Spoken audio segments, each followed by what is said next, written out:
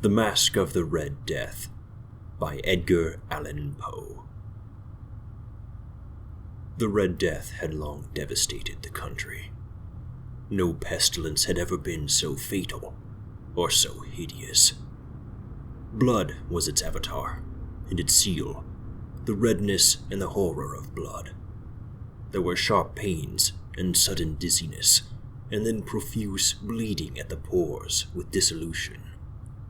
The scarlet stains upon the body, and especially upon the face of the victim, were the pest ban which shut him out from the aid and from the sympathy of his fellow men. And the whole seizure, progress, and termination of the disease were the incidents of half an hour. But the Prince Prospero was happy and dauntless and sagacious.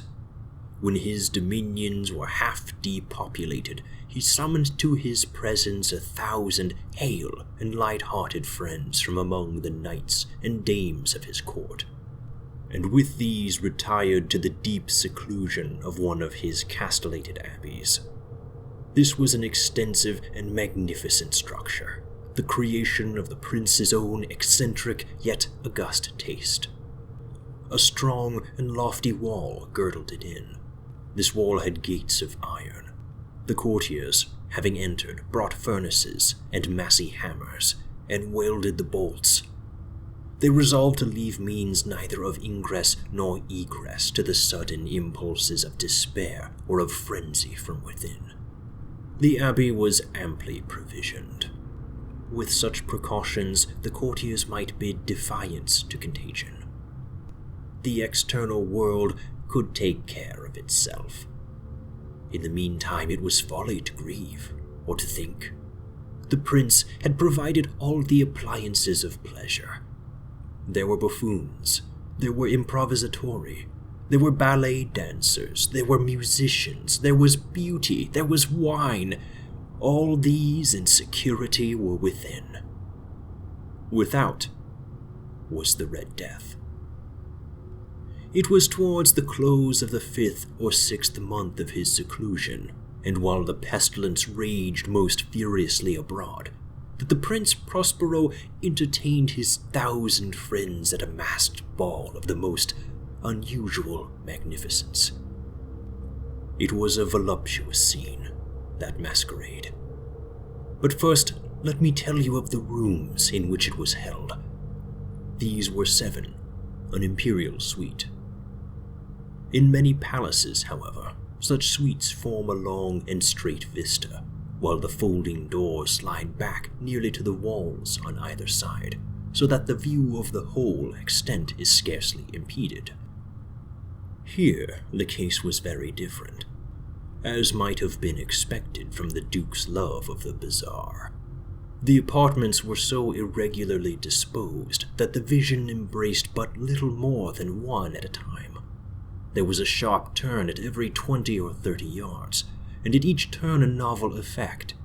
To the right and left, in the middle of each wall, a tall and narrow Gothic window looked out upon a closed corridor which pursued the windings of the suite. These windows were of stained glass, whose colors varied in accordance with the prevailing hue of the decorations of the chamber into which it opened. That at the eastern extremity was hung, for example, in blue, and vividly blue were its windows. The second chamber was purple in its ornaments and tapestries, and here the panes were purple. The third was green throughout, and so were the casements.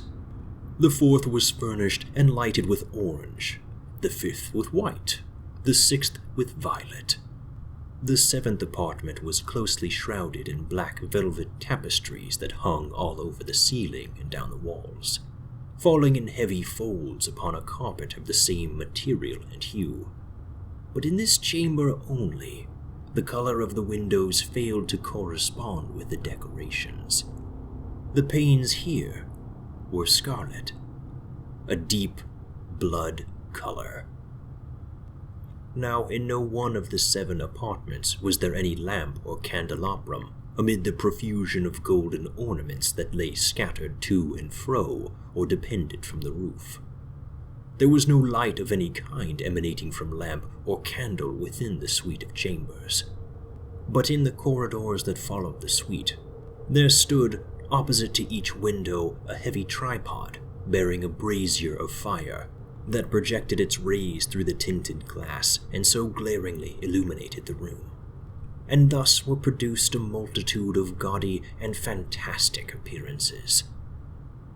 But in the western, or black chamber, the effect of the firelight that streamed upon the dark hangings through the blood-tinted panes was ghastly in the extreme, and produced so wild a look upon the countenances of those who entered that there were few of the company bold enough to even set foot within its precincts at all.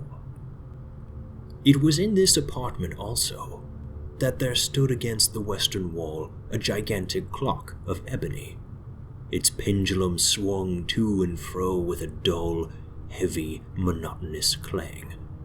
And when the minute hand made the circuit of the face, and the hour was to be stricken, there came from the brazen lungs of the clock a sound which was clear and loud and deep and exceedingly musical, but of so peculiar a note and emphasis that, at each lapse of an hour, the musicians of the orchestra were constrained to pause momentarily in their performance to hearken to the sound, and thus the waltzers, perforce, ceased their evolutions, and there was a brief disconcert of the whole gay company. And while the chimes of the clock yet rang, it was observed that the giddiest grew pale, and the more aged and sedate passed their hands over their brows as if in confused reverie or meditation. But when the echoes had fully ceased, a light laughter at once pervaded the assembly. The musicians looked at each other and smiled, as if at their own nervousness and folly, and made whispering vows, each to the other, that the next chiming of the clock should produce in them no similar emotion. And then, after the lapse of 60 minutes, which embraced 3,600 seconds of the time that flies, there came yet another chiming of the clock, and then were the same disconcert and tremulousness and meditation as before. But in spite of these things, it was a gay and magnificent revel. The tastes of the Duke were peculiar. He had a fine eye for colors and effects. He disregarded the decora of mere fashion. His plans were bold and fiery, and his conceptions glowed with barbaric luster. There are some who would have thought him mad. His followers felt that he was not. It was necessary to hear and see and touch him to be sure that he was not. He had directed in great part the movable embellishments of the 7 chambers, upon occasion of this great fete, and it was his own guiding taste which had given character to the masqueraders. Be sure, they were grotesque. There were much glare and glitter and piquancy and phantasm, much of what has been since seen in Hernani. There were arabesque figures with unsuited limbs and appointments. There were delirious fancies such as the madman fashions.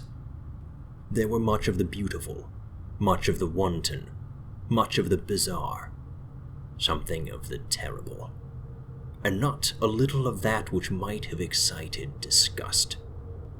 To and fro in the 7 chambers there stalked, in fact, a multitude of dreams, and these the dreams writhed in and about, taking hue from the rooms, and causing the wild music of the orchestra to seem as the echo of their steps.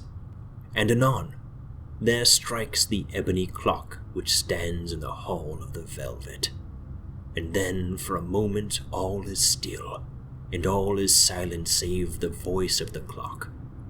The dreams are stiff frozen as they stand, but the echoes of the chime die away.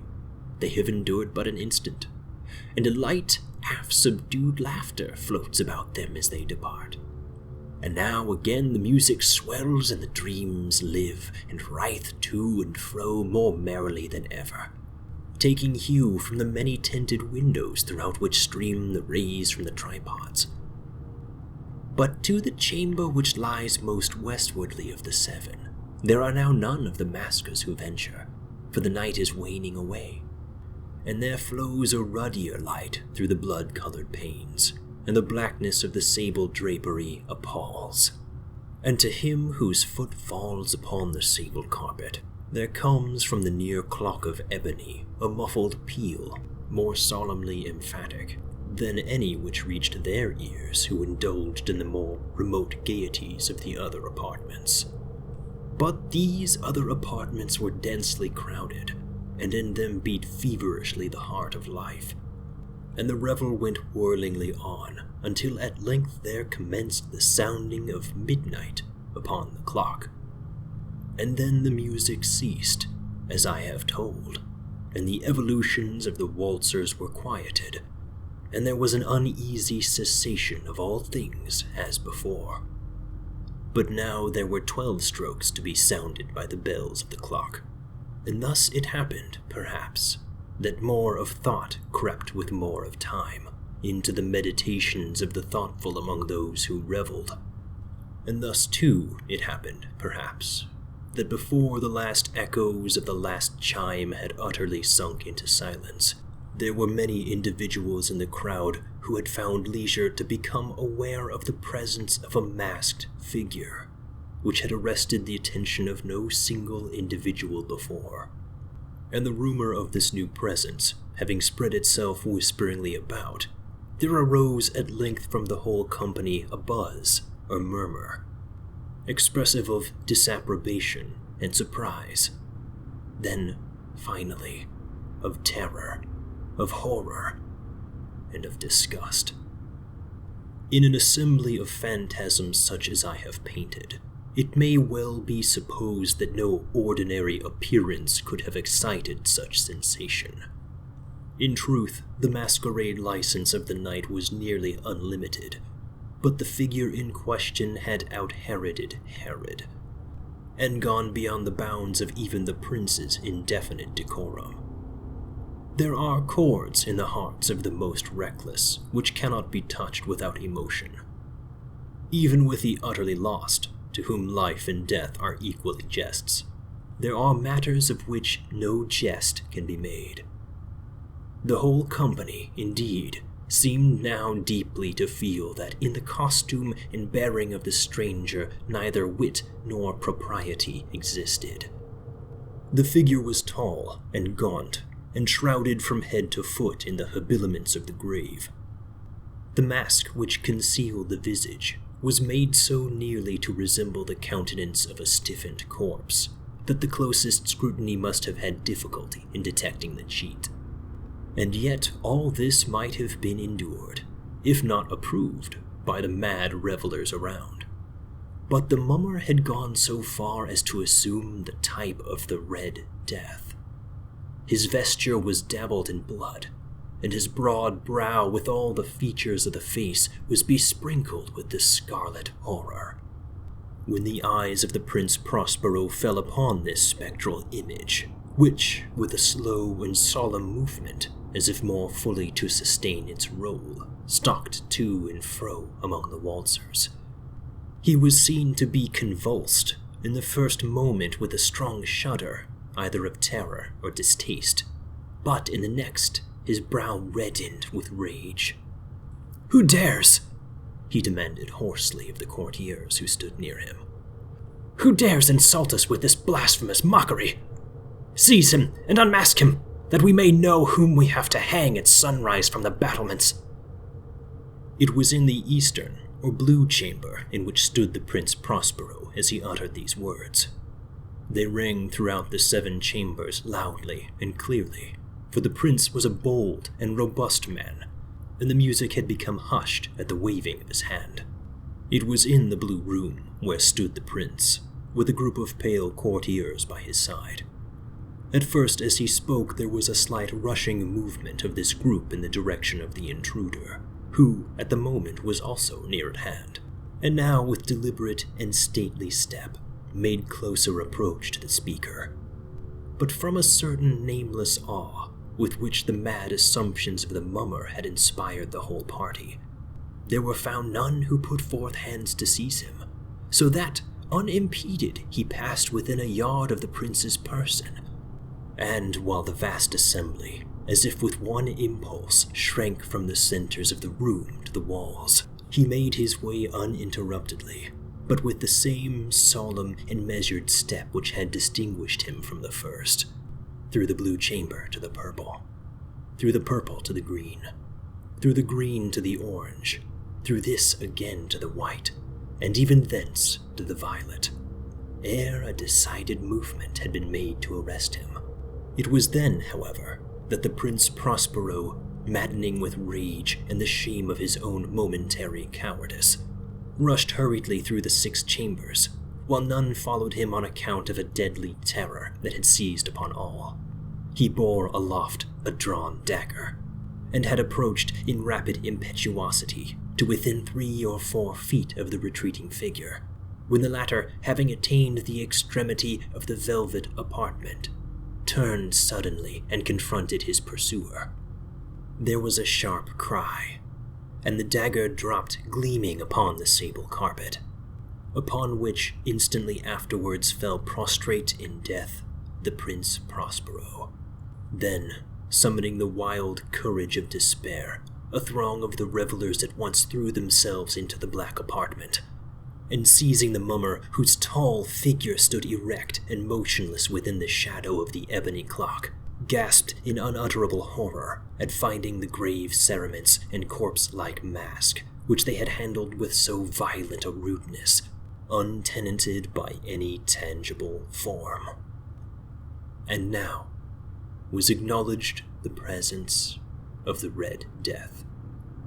He had come like a thief in the night, and one by one dropped the revelers in the blood-bedewed halls of their revel, and died each in the despairing posture of his fall, and the life of the ebony clock went out with that of the last of the gay, and the flames of the tripods expired, and darkness and decay and the Red Death held illimitable dominion over all.